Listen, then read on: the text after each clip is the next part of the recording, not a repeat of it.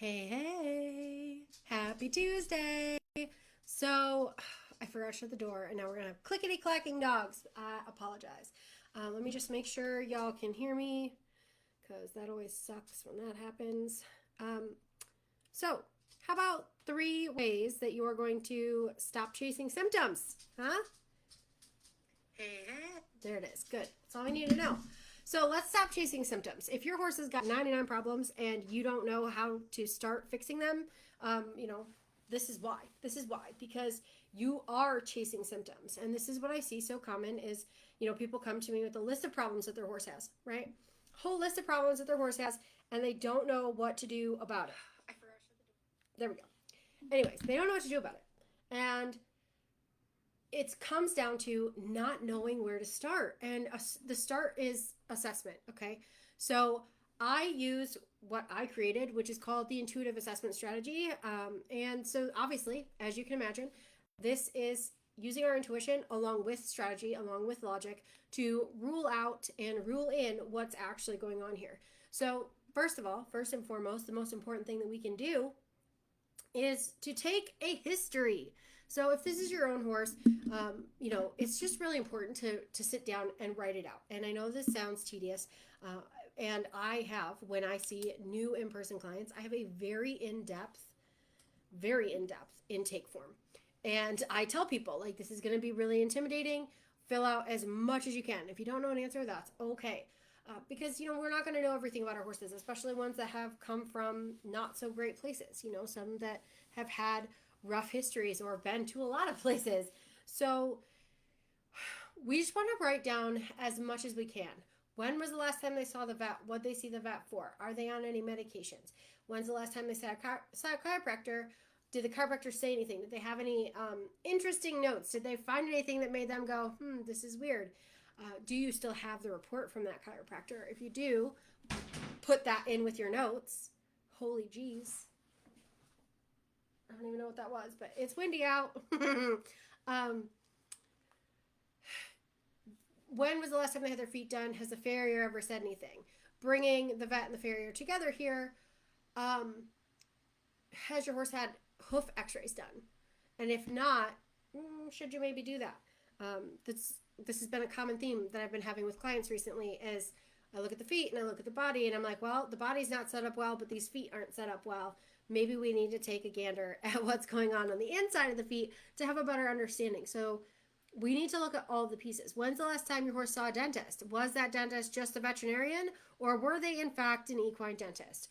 I know this one ruffles some feathers, but unless your dentist, your veterinarian, has taken an actual dental course, they should not be floating your horse's teeth. And I know that upsets some veterinarians, but you guys, we can't expect our veterinarians to be able to do teeth, to assess feet, to assess muscle and soft tissue issues, and also know every disease under the sun and vaccination schedules and any side effects of vaccines and what's the newest research in rehabbing kissing spine and what's the latest research in dealing with EPM. Like, we can't expect them to know everything. None of them do. No one does. And so doesn't it just make sense to collect a team of people to work together for your whole horse, just like we should be collecting a team of people to work together for our whole body health, right? We don't go to our primary care doctor and say, hey doc, I need you to look at my teeth today.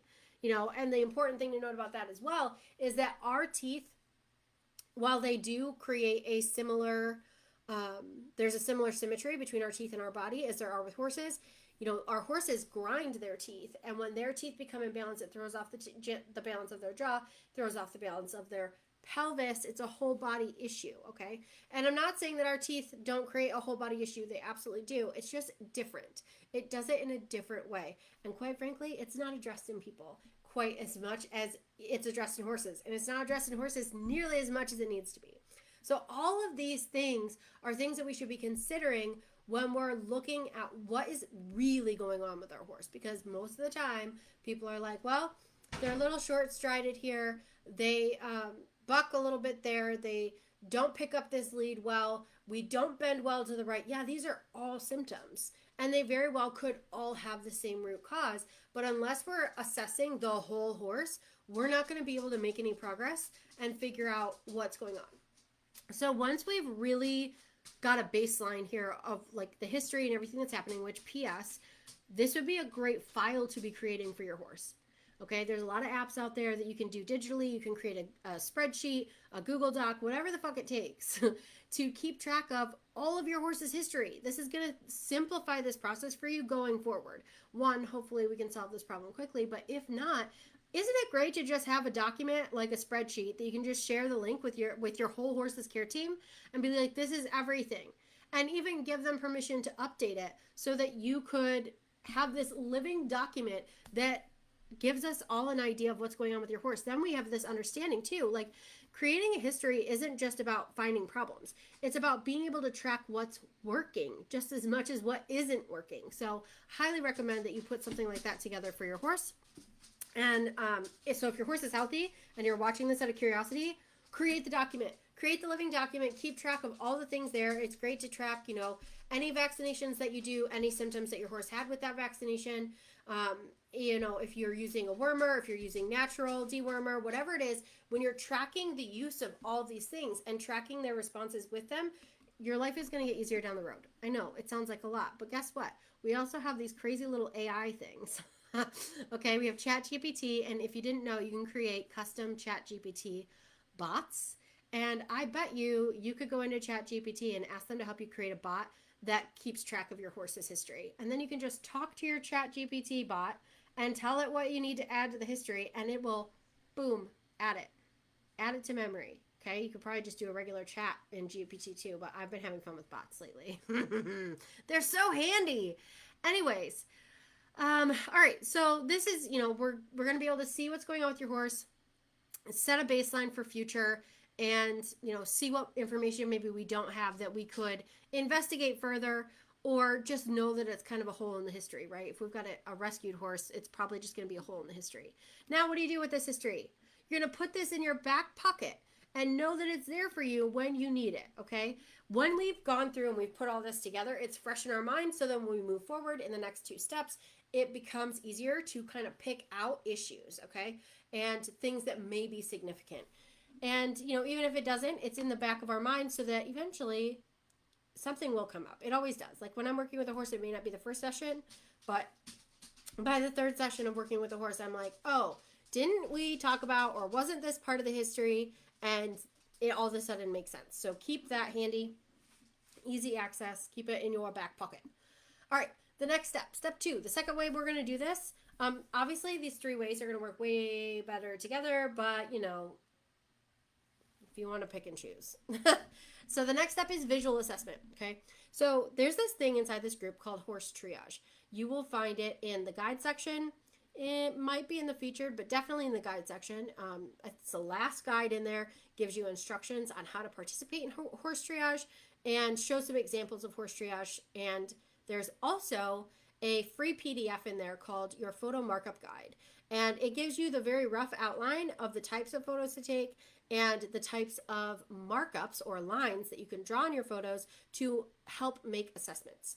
Now, if you do horse triage, if you go in there and check that out, I'm going to do this part for you. I am willing to mark up your photos for you and give you my insights as a professional as to what's going on with your horse. So that is going to save you some time and learning curve in here, but I still highly recommend that you start to train your eye, okay? Small caveat here. Once you know, you can't unknow. Once you know, you can't unknow. You will start to see these things everywhere because, this is, once we start training our eye and understanding visual assessment and how much we can tell just by looking at a horse, it starts to become obvious. We start to see more imbalance in horses. We start to see more dysfunction. And really, as much as that sucks because we see it everywhere, it's also awesome because we can't unknow it, which means we get to know better and do better. So when we're looking at visual assessments, we can take pictures and assess conformation, yes, but posture over conformation, because posture changes over time and it can look like what we were all taught were conformation faults. That's not always the case. Conformation faults are birth defects essentially, whereas posture is something that changes over time. And posture is heavily impacted by how your horse is moving, aka their compensation patterns. So when we have horses that are moving because they've been in pain, are moving in a irregular pattern, the body tries to simplify that process and kind of toughens things up, tenses areas so that it is more efficient to move in that incorrect pattern. And they do that because the incorrect pattern is not efficient and it takes a lot more energy and it causes a lot more discomfort. But if the body comes in and reinforces that pattern, then it becomes more efficient and less uncomfortable, which it's still not good. It's still not comfortable, right? But the body's doing the best it can to survive. And that's what it is all about. So when we look at pictures, as you will see, I've done some markups in here recently. Again, you can check out the guide section. There's a couple we've done recently that I need to add to the guide section. So you can just scroll back through the feed here. And you will see some markups that I've done. And what we're doing is we're looking for symmetry. So we're drawing lines on the front and the back legs and seeing, is the horse standing up, or are they standing under themselves, or are they standing out, right? Are they camped out? Are they camped under? Or are they standing really square? We also assess, is there more horse on one side of the line, like a midline, than the other? So a lot of times I see horses with their neck more, I can't even do it because my neck's not built like a horse neck. But instead of, who do I have? Choose me a victim.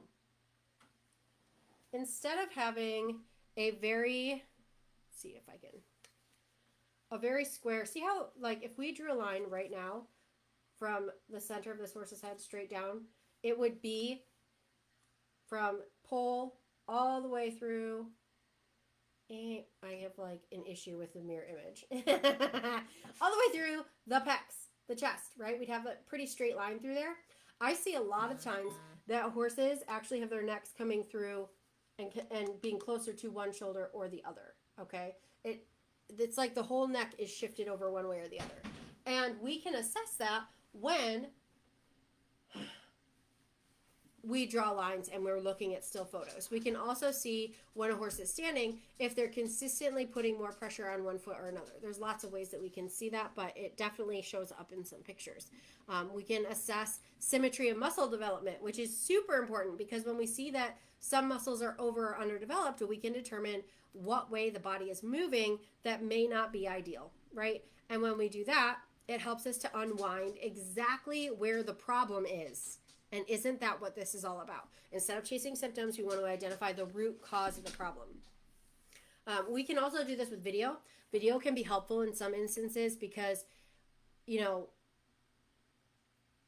being able to, for example, okay, so I've had a couple horses where they are off for, they're just off. They're not, there's nothing super obvious. It's very clear that they're uncomfortable, but we can't really pinpoint where. So much so that the vets are like, well, I can't really image anything if I don't know what to image, right? Frustrating. And so if we watch them move, and I know, vets do this too, but somehow they don't see what I see. And I truly think that it's because I've spent more time studying this, and I'm not the only human on the planet that does this. So I think that there's a lot of difference between what your vet sees and what someone who has studied biomechanics, biotensegrity, and just watched a lot of movement to be able to pinpoint things. But I've had two horses where we're like, the vets are like, we'd like to image it for you, but we don't know what to image. So by watching the horses move in conjunction with these other steps and also getting my hands on them, right, which is, we haven't talked about that step yet. I'm able to say, it's this leg. It's this leg. It's in this general vicinity. Take an image here. And guess what? It's right. Isn't that fucking amazing? It is amazing. So when we're able to pinpoint what's going on, we're able to stop chasing symptoms and really get into the nitty-gritty of what is needed and what we need to do to move forward. So when we were watching videos, we are looking for, again, symmetry. We want to see that all the legs are moving the same distance forward, the way they come together is the same, the hips are moving at the same height, the joints all have the same amount of rotation. There's a lot that we can assess from watching a horse move. When we do this, I always recommend that you get it on video. You might as well, you're watching it happen in front of you, but you might as well be getting it on video, because we have this amazing technology now. We can slow that video down. We can watch every individual stride. We can watch as the toe hits. We can see, is the horse hitting toe first or heel first? This is going to make a huge difference too, which if we're questioning what's going on with the feet, that's likely a problem. So there's a lot of things that we can do with the technology that we have today to be able to really evaluate photos and videos in a way that serves us and allows us to really just hone in on what exactly we're seeing. Instead of just identifying individual symptoms, we can start to get a bigger picture. Now, obviously, especially when we're looking at photographs, we're looking at 1 minute in time, one moment. Okay, the horse could be shifting their weight in that moment. The horse could be standing funny because the ground's not level. The horse could be looking off at their friend, which changes everything about the rest of their body posture. And the horse could be in a stressful environment. Maybe this isn't an ideal place or time to be taking these pictures. Like, there's so many things that could go into this that is going to fuck up our whole evaluation, right? So visual assessment is not the last step. The last step to really figuring it out is getting your hands on the horse, okay? So this is about palpation. This is about feeling for heat, feeling for swelling, feeling for a change in the muscle and fascia and tendons and ligaments, feeling for textures and how they change underneath your hands. Again, this is something that takes some time and some learning, but this is where the intuition part of things comes into it. When we're looking at the photos, when we're looking at the videos, when we're taking the history, when we're getting our hands on the horse, instead of being like, I don't know enough for this to make a difference. Yes, you do. Because what most people aren't giving enough credit to is the fact that our subconscious mind is just getting so much information, like 7 billion pieces of information in a day, okay? And your conscious mind couldn't handle that, right? Like, how many people here get overstimulated because there's too many people talking to you at once? How many people here get overstimulated because there's too much going on in your brain and then an animal comes in and wants your attention? How many people get overstimulated because their dog's nails are clickety-clacking on the floor and they need to take them to get their nails trimmed, but they just haven't done it yet? But luckily right now they're all quiet. So knowing that, obviously, with that much information coming into our subconscious mind and how easy it is for us to get overstimulated today, our conscious minds cannot possibly process that much information. And so what happens is the subconscious mind sends through just enough information for you to get through your day, for you to survive, for you to not die today, for you to keep on going. It doesn't trash the other information, though. It's still there. It's still stored. It's just like on the internet. Just because you're looking at one browser page right now doesn't mean that there's not 16 million pages out there that you could go look at, right? They're all there. You just don't know how to access them. Hey, welcome to the concept of hypnotherapy, right? It's all in your subconscious mind. We just don't have access to it consciously all the time. And so when we're doing these assessments, no matter what stage you're in, your intuition is an active part of that, because that is your subconscious mind saying, hey, we did pick up on something there. We did get information about that, but it wasn't important. It wasn't crucial. So we didn't, we didn't put it through. We filed it away. And so when we are in this situation, like, don't shut yourself down, because that is the first thing that's going to happen is you're going to be like, I don't know enough. You doubt yourself. You're like, how could I possibly know when the vet didn't know? How could I possibly know when my trainer didn't know? How could I possibly know? Period. Right? And that's, fine. Like, it makes sense that you would feel that way. But also trust your intuition. If something popped when you were making the history, highlight that. Like, there's something about this. I don't know what it is yet. If something pops and you're like, I don't know what this is. I don't know what I'm looking at, but it ain't right. Yep. Highlight it, put it in your back pocket, whatever it takes. Yes. Trust that intuition, because you are right. Even though you don't know why, there's something about that, and that is accurate. That's the other thing that I run into all the time is people being like, I know that there's something wrong with my horse, but everybody tells me that they just have an attitude problem. Nope. If you know there's something wrong, then there's something wrong. It might not be as big of a deal as you're making it, or it might be a bigger deal than you're making it. The point is listen to your intuition and follow it. So when we're coming into this hands-on thing, you don't have to be experienced and have all these hours of practice. And when it comes to like changing textures and the way things look, like if it feels off to you, allow it to feel off. Note it, okay? We're going to be feeling for skeletal alignment. We're going to be feeling for, muscle textures, like I said, heat and swelling, tension, anything that's going to change across the soft tissue. When we're doing muscular assessment with our hands, that's what it's really about. It's about the textures, it's about the temperature, it's about what we're feeling and sensing through our hands. It takes a very light touch, okay? You can also watch while you're doing this for where your horse is like, fuck off, right? Even if they don't act violent about it, if they react to where you're touching, if they blink, if they turn and look at you, if they throw their head, if they swish their tail, these are all signs that where you're touching is an irritation to them. So those are all things that you kind of note down. This is the point where you're like, if there was anything in your video or your picture assessments where you're like, I don't know about this, you put your hands on those areas and you find out, what about this? What do they think about this? How does this feel? What's the texture? Is it hot? Is it cold? Is it hard? Is it soft? Is it squishy? Is it like wavy? Like, is there fluid in there, right? All those things. And then when we're looking at the skeleton, it gets to be a little bit easier because does something feel out of alignment? Like when you run both your hands down the cervical spine, does one side pop out farther than the other? When you put your hands on the point of hip on both sides, like if you hug their butt from behind, do your hands feel level, or does one feel up higher or lower, or does one feel farther forward than back, right? Like these are all ways that we can assess the skeleton, and it's a little bit easier than feeling for all of the things that could be happening in the soft tissue, but it's really not that complicated. Now, where do you go from here? What the fuck do you do next? Well, this is the spot where it's like, okay, you take what you learned and you're narrowing down through pain patterns and, hopefully doing some kind of massage or body work. If you don't have those skills yourself, that is exactly what the Intuitive Equine Bodywork Certification program is for. And or you get help. You get help. You call professionals, you ask for resources, you ask for referrals. There are plenty of people that I know across the country and even around the world that could help you with your horse. So if you need that help and, you just ask. You ask for help. There's going to be a link in the comments below for the Intuitive Equine Bodywork Certification program. You can go ahead and check that out. We have gone over time and I have to get out of here and go see clients. So you guys have a fabulous Tuesday and we will come back next week and chat some more. See you next Tuesday.